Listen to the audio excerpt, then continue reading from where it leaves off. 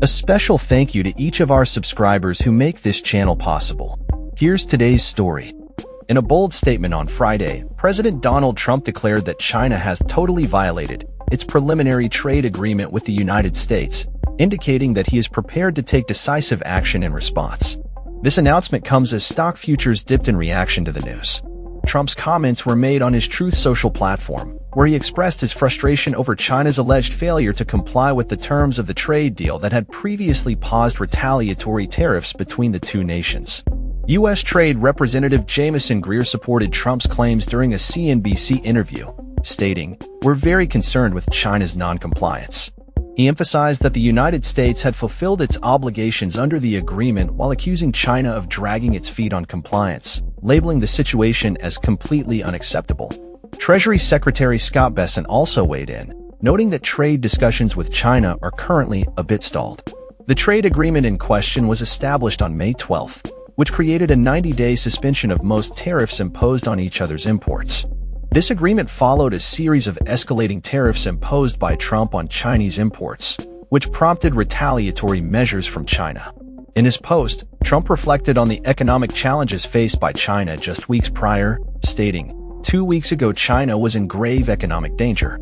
He attributed this precarious situation to the high tariffs he imposed, which he claimed made it nearly impossible for China to trade with the United States, the largest market in the world. Trump recounted how the imposition of these tariffs resulted in significant factory closures and civil unrest in China, leading him to negotiate a fast deal to stabilize their economy. Despite the initial success of the agreement, Trump expressed disappointment at China's recent actions, stating, "The bad news is that China, perhaps not surprisingly to some, has totally violated ITS agreement with US. So much for being Mr. Nice Guy." This remark underscores Trump's shift from a conciliatory approach to a more confrontational stance towards China.